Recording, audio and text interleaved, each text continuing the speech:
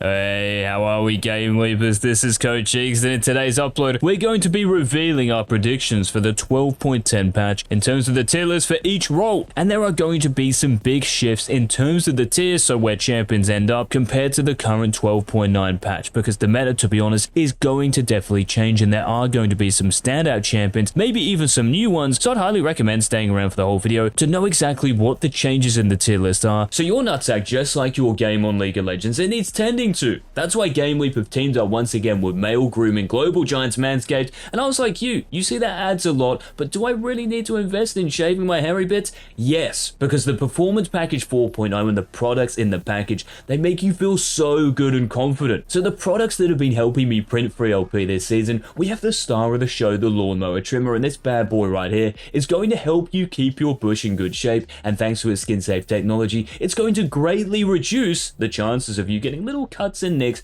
that can be annoying. Now, after you're finished with the downstairs region, you can move to your head and use the Weed Whacker ear and nose trimmer so you don't look like Arvin in public. And to finish everything off, guys, you get the anti-chafing ball deodorant and moisturizer, and you also get the spray-on toner, which is going to give your ball bag a luscious fragrance at the end of this process. And guess what? Because us at Manscaped are so nice, we're also giving you a chance to get 20% off and free shipping. All you have to do is head over to the Manscaped website, link down below, and use the code JIZZ, J-I-Z-Z. Do it for the nuts. So check out those links down below, and let's get into the tier list. And we'll start, of course, in the top lane, which could see the biggest meta change out of all of the roles. So in Most Broken, we have Camille, Fiora, Jax, and Swain. Okay, maybe not. Well, for Camille, Fiora, and Jax, these champions we know at the moment in 12.9 are very strong indeed. But in 12.10, they are going to be even stronger. Camille with Divine Sundra and her true damage in OQ, because every champion in the game is getting more HP, they're getting tankier, she's going to love this. Exactly the same with Fiora. The true damage in her vitals and her DPS and Conqueror stacking, kind of similar with Jax, the stacking in lethal tempo, his passive, and then Divine Sundra not only is going to be great against the high HP champions, but also Blade of the Rune King. So the hockey stick has to be in consideration here, and alongside all of these is Swain. Because his damage is up since the changes hit a couple of patches ago, this means that Swain players can operate a lot more in the top lane and have a lot more success. And because you can go Leandri's Anguish, and also the fact that Swain's passive is going to heal him based on his maximum HP, and he'll be getting more of this in 12.10, he is going to be one of the standout top laners and champs on the Rift. Now elsewhere, if we just look at the rest of the tier list, guys, we can skim through this. S+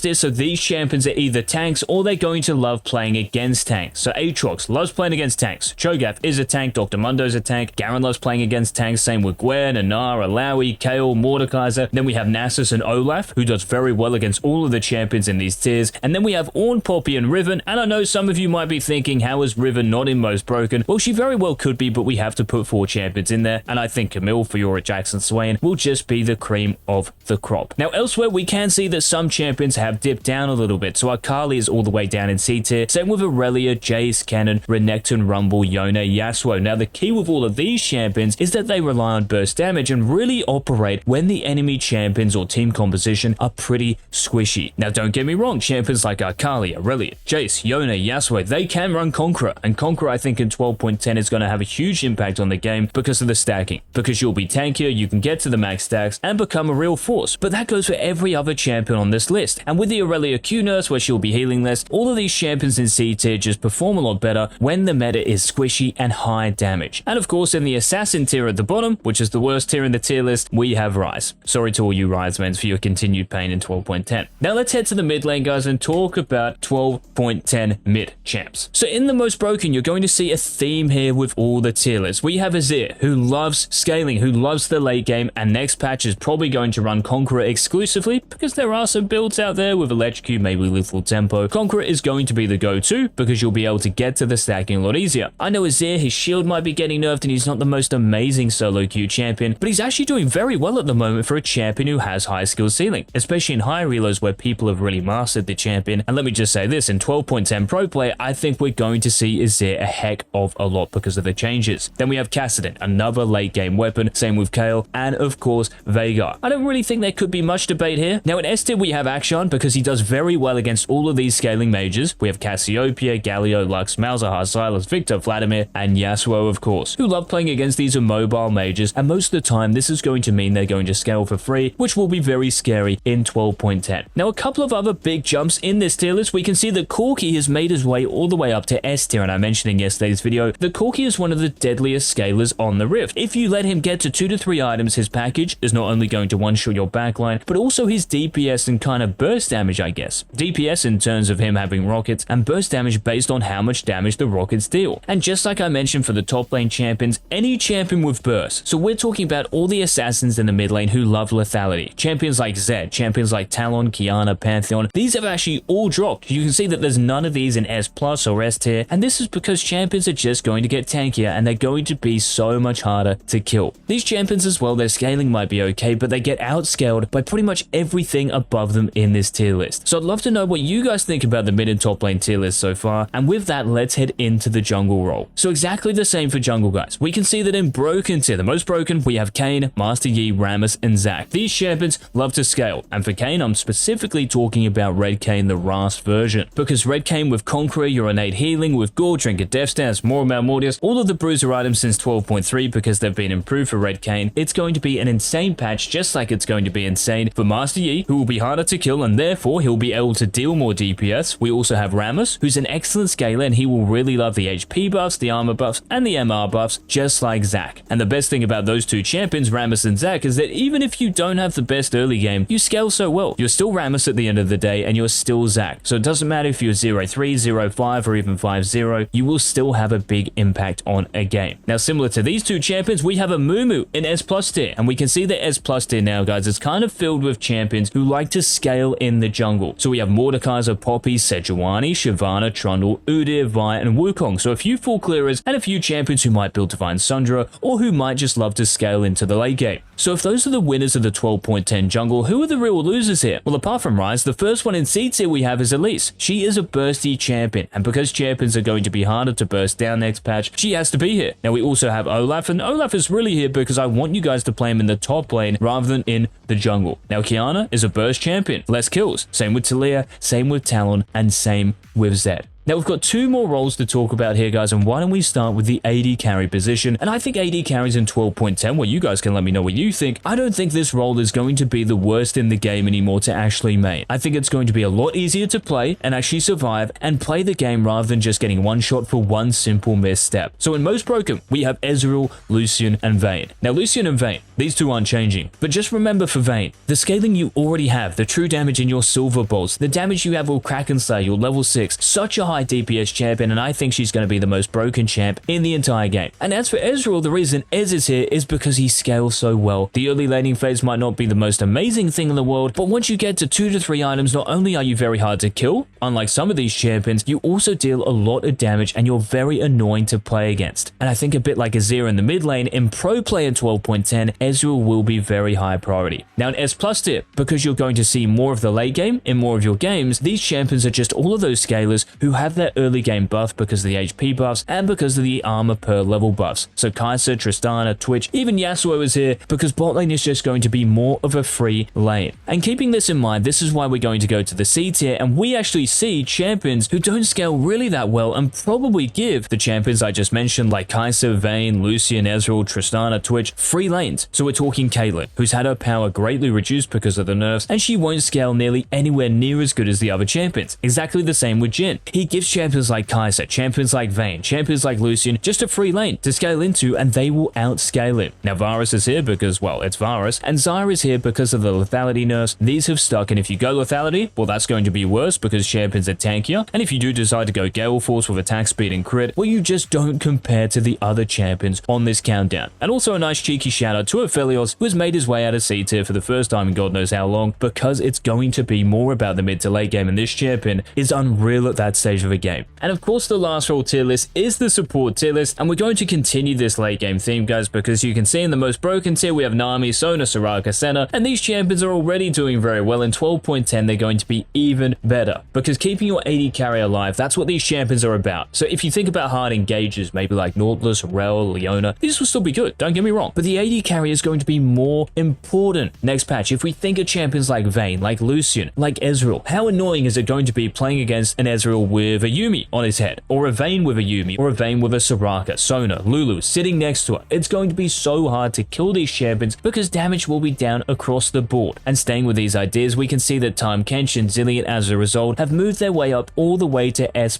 tier because they can peel their AD carries as well as anyone. So really the losers once again are those champions who rely on burst damage and won't be able to do their job because it is just harder to get kills. So champions like Pyke, and I've included Rumble here in case you guys were thinking about copying Carrier, and Swain might be a surprise inclusion here, but I've put him here because I want you guys to play Swain as an AP carry bot lane maybe, but especially as a top laner in 12.10. So this is just to push you away from the bot lane into the role you are meant to play. And just remember, don't play Ryze. Thank you guys for watching the video. I don't know if you agreed or disagreed with the tier list, but let me know in the comment section your thoughts. And if you did enjoy the video, please remember to leave a like down below, and I will see you in tomorrow's daily season 12 upload. This has been Coach.